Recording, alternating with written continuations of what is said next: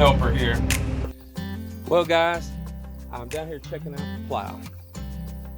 Make sure the tires are up on it and seeing if it's ready to go. I've got a little bit of plowing to do around here. I'm gonna get hooked up to this plow and I'm gonna get out there and do a little discing with Melinda and prepare our future garden spot for this upcoming spring.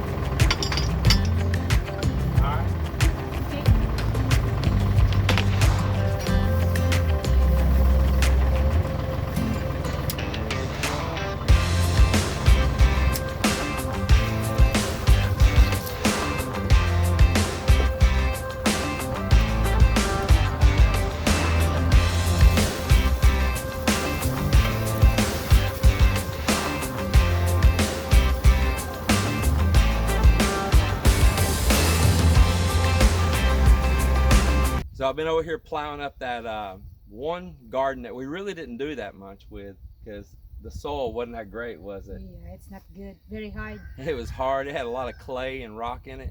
It was where our old barn used to be, and cows had went in there for years now, and I thought, man, you know, that might be pretty fertile in there. It was fertile for weeds. Yeah, but it wasn't. And not good for garden. So, Mel, I was just not thinking, as I plowed all that up right there, is that I built you that chicken truck, or some of you subscribers called it the chicken bus. The chicken bus. And she hasn't ever used it yet because we left right when I was finishing it up. I mean, like, I literally drug it out there, what, a day or two before we left overseas? So what I suggest you do is go get the four-wheeler, let's hook on to that, and let's drag it over that spot there where I just plowed all that up. Right. And let's see if we can catch your chickens this evening when they go on roost. And let's put the chickens in the chicken truck. And let's move it around over that fresh plowed up spot. It's gonna have seeds in there, it's gonna have insects, it's gonna have all those things. And let's kind of let them work that soil for us. They'll flatten it out for us. Yeah. Because they'll be there scratching and all that. Yeah, exactly. Can you handle it? I think so. Can you dig it? All right. See you soon. Hurry up. The Siga.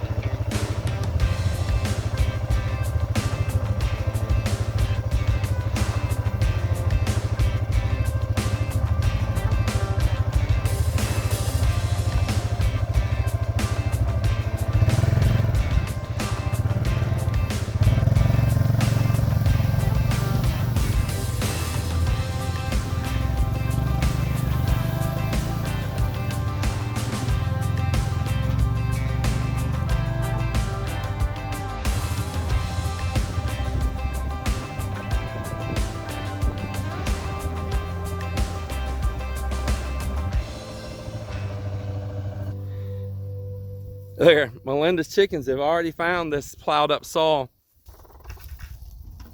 There you go, here's this other one.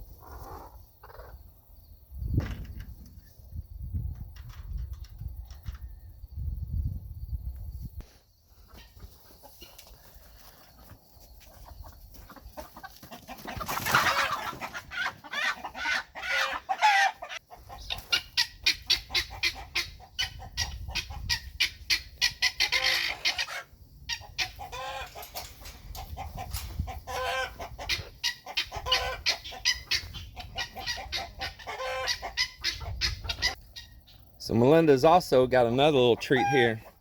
We've got a hen that's hatching out eggs, and you see she's got a couple baby chicks here already. Don't know what color it'll turn out to be, but it's a funny color right now.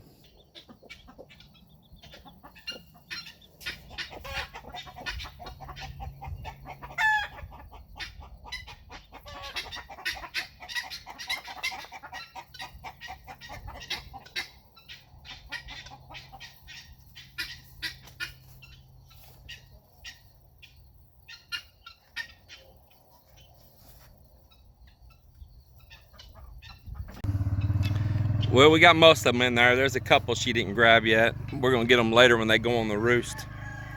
Melinda picked out a nest box already that she's gonna put in there. We got many nest box, and this used to be a squirrel box, and it was like this, you see, and it had a little swivel open, lid on it right here, and you put it up in a tree, and the squirrels would go in here and nest.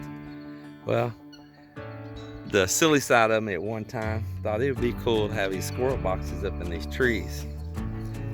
And it worked. I attracted squirrels. Then the squirrels said, you know, this house just ain't big enough no more. We want to go live in a bigger house. So then they chewed into my house, and they chewed into my attic, and they chewed wiring up in my attic, and luckily, my house did not burn down. I started changing the view of my cute little squirrels into rodents. And I took these things down out of the trees and said, I don't want them up there no more. Well, Mel, she just took and inverted it around like this, put a couple screws where the board was fixed, and it became a chicken nest.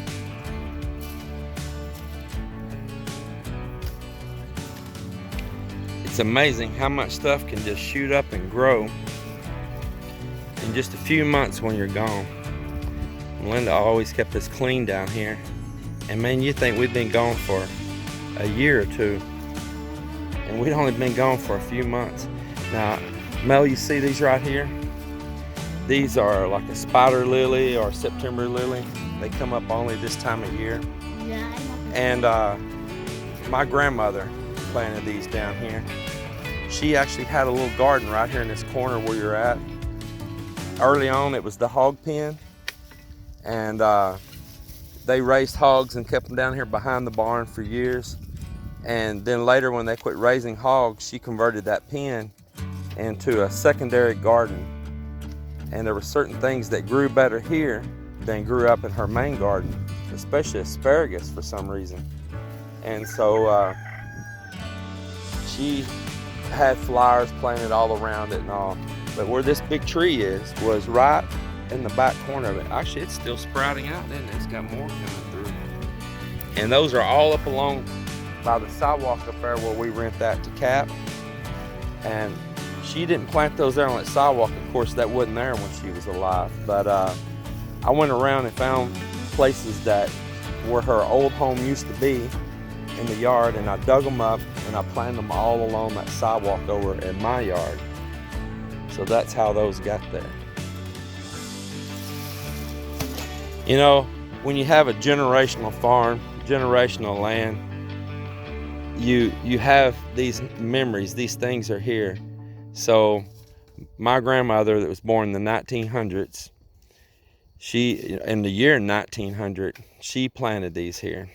and I think that's pretty neat, man. You know, I have those memories. And this pecan tree, it was just a tiny little sapling that grew up in the fence about, and man, I don't remember what year, but it was the fence came out from over there and right along by that tree, and that actually just grew up in the fence also, or where that little hog pen was at. They didn't put the roosters in with the ladies. They're separated. They're segregated. New word, Mal. Add that one in the dictionary. Separated. Yeah, they're segregated over there. They're split up. Boys and girls are split. Yeah, it's funny. So those boys are really roused up in there right now. Well, another reason I want to hook on to the plow is over here in a field coming in off the road. Man, when they put out hay last winter, myself and my buddy Paul, when we put out hay, man, we rutted that up to all ends of the earth. And so when summer came, we had the beginning of a very wet summer, and I thought I'm gonna be able to plow that in, but I never could. That's where we did that video of us out there playing in the trucks in the mud. Well, now that it's been a drought, and before all these fall or winter rains could possibly set in, who knows, we may still be in a drought. I thought I better take this opportunity and go down there and try to plow those ruts in and smooth that back up. And I moved the hay trap. I don't have to drive that route anymore to get to my hay. It's just too muddy. So it's in a new place closer to the road. I'm gonna feed them closer to the road, and where I don't have to go so far through the fields, tearing my fields up. I'm gonna get on over there on that